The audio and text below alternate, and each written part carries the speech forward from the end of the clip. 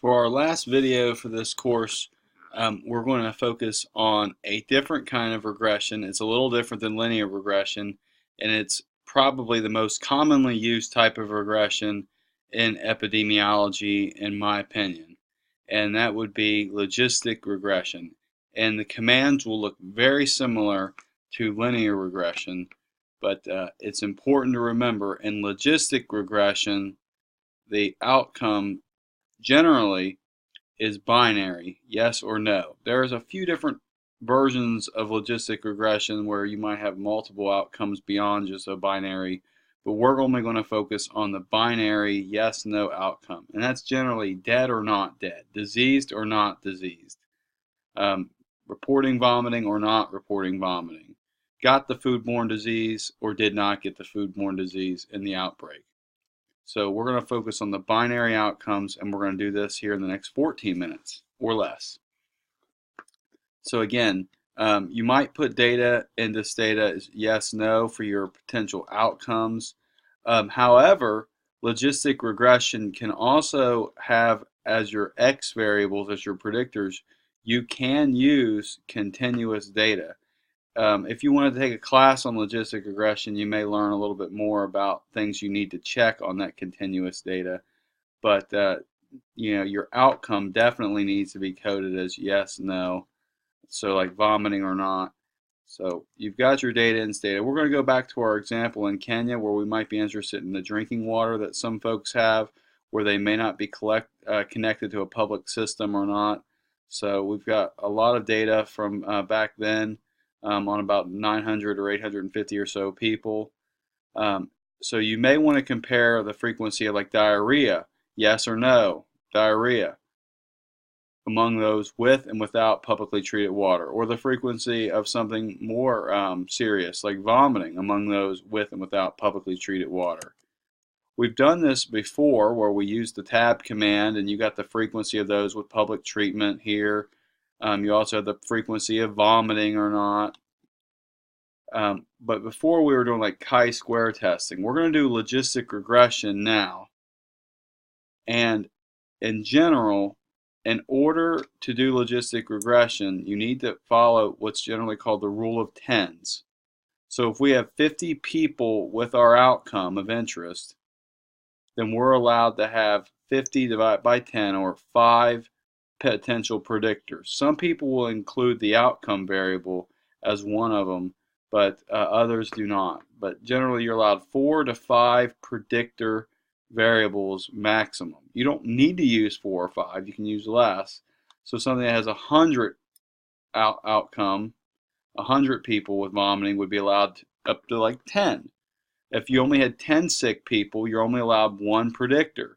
So that's why sample size is particularly important when studying rare diseases. You're going to need a lot of people to be able to do logistic regression if you're trying to study multiple predictors. And we know that the world is not simple as X creates Y. There's often multiple risk factors, so we sometimes need to have a lot of people in our study.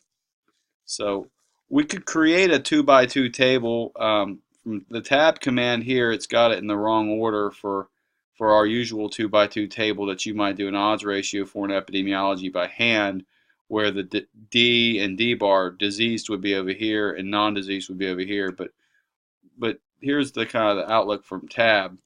But we're not going to do a 2x2 table and calculate it by hand. We're just going to use logistic regression to give us the odds ratio. It's a lot easier.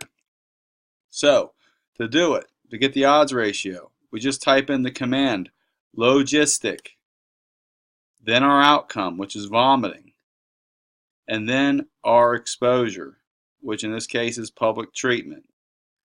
So logistic, vomiting, and then our predictor, public treatment, yes or no. So we only have 1 predictor here, so this makes it simple logistic regression. This is simple logistic regression. It's not multivariable. There's just one of them. And when we do it, we're going to get the crude odds ratio, sometimes lettered little c, big OR. And again, vomiting is coded as yes, no in our data set, where 1 is yes and 0 is no. If you put a continuous variable in here, this is not going to work correctly. It's going to give you a big problem. So when you run it, you type in logistic vomit 28 public treatment, hit enter. This is what you get, all of this. And what do we see first? Public treatment, we see an odds ratio of 0.41. That suggests protective. We see that the value here, it's got a p-value of 0.009. So this is called the Wald statistic, and it is statistically significant. We see the 95% confidence interval for our variable public treatment is entirely below 1. We are 95% certain that it is protective, and the true odds ratio is between 0.21 and 0.8006 is where we think it is. So this is protective, and our simple model, if this is significant, this is all probably going to be significant. So our model is statistically significant. It's better than not knowing anything at all, and this is statistically significant. There's a difference in the frequency of vomiting between public treatment and no public treatment. We do not care about the pseudo R squared for now. Don't worry about it. It's interpreted totally different than linear regression, so don't worry about that. So we're just focusing on this, 0.041. All right, that's statistically significant, and our model is significant. So this is the crude odds ratio. It's not adjusted for anything else. It's a simple linear regression. How do we interpret that odds ratio? Well, from earlier on in the class, you should remember, we could say it something like this: the odds of disease, such as vomiting 28, among those with public treatment are 59% less than those without public treatment. So this is protective. How did I get to 59%? Well, everything relates back to 1.0 on odds ratios. So 1 minus 0.41 equals 0.59. And you multiply it by 100 and you get 59%. So we can do this for another variable, like child. So the children that are under 8 were coded as 1. Children and adults over 8 were coded as 0. We see that the odds of vomiting among children 8 and under was 2.53. The p-value below 0.05, statistically significant. And you can see that the confidence interval also backs that p-value up. The whole thing suggests that being a child under 8 significantly increases the odds of vomiting. The whole model is statistically significant. Again, this is a crude odds ratio, a crude model, a simple model. There's only one predictor, child predicting vomiting. How do we interpret that number? We say the odds of disease, the odds of vomiting among children 8 and younger is 2.54 times higher than the odds of vomiting for persons older than 8. So being a kid, greater risk of vomiting.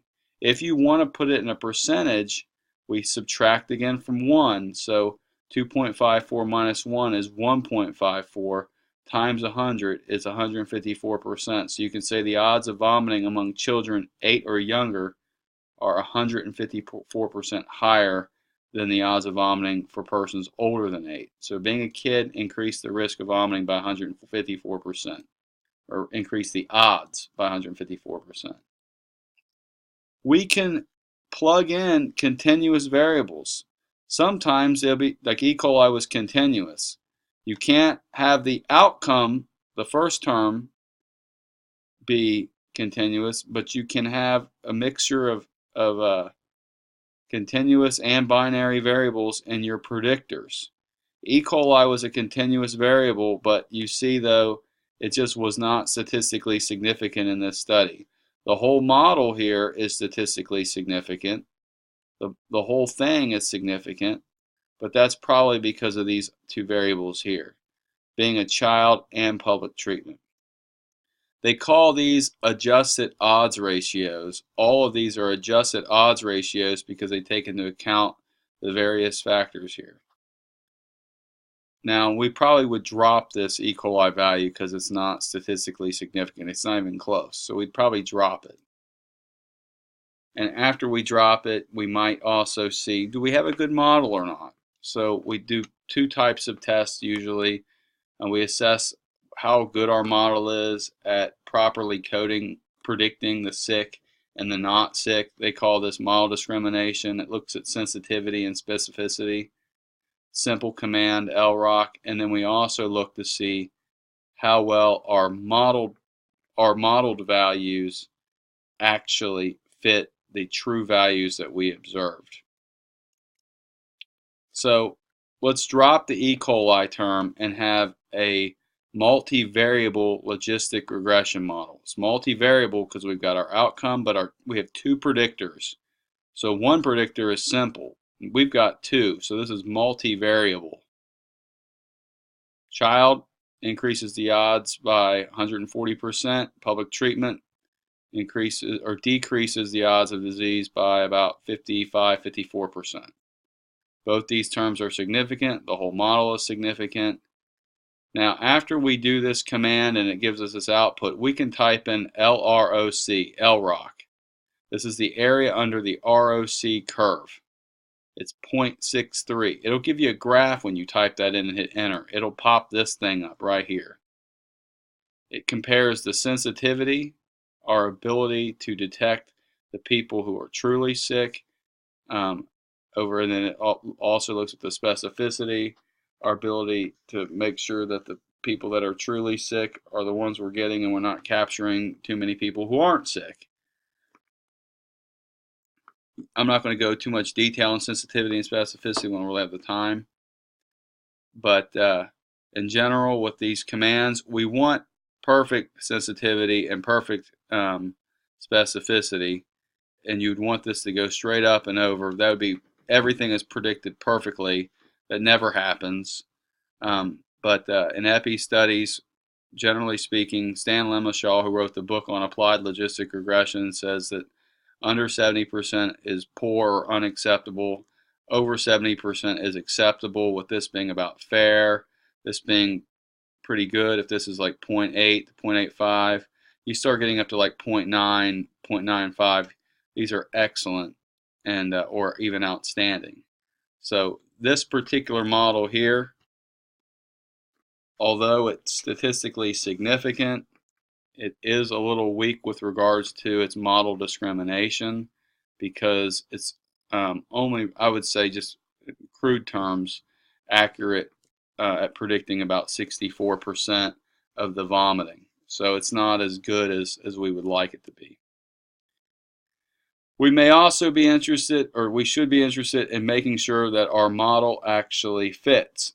Do our model predicted values, our model expected values, our expected sick and our expected healthy, actually look similar to our observed sick and our observed healthy?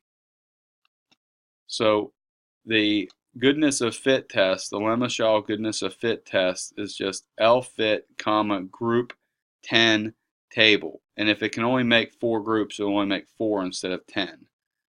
So don't worry about reading what these are for the purposes of this class. You can take advanced courses on it, but there is a p-value here of 0.73. What does that tell you? It should tell you not significant, not significant. High p-values mean not significant. So this means there's no significant difference between our expected values from our model and our observed. Just like our normality test, this is a good value to have. We want a high p-value. We want no difference between these two groups. So we have good fit. So high p-values mean that there is no difference between the model predicted values and the actual observed values, meaning that the model's got good calibration. We have low p-values for our goodness of fit test, like 0.05 or less. Some people even call the cut point at 0.15. That means the model is different from the true values, suggesting poor fit. All right, we're going to skip that. That's a wrong slide. So you may want to be looking at something else, like UV light and temperature for causing sunburn at a beach. So you could have 137 sunburn cases. We could have 13 variables, and you can get odds ratios, and these are continuous. So I'm going to do one more video here for the last few minutes that will clear up the end of this, and that will definitely be the last video for the class. So I'll stop it right here and come back and pick up at this spot.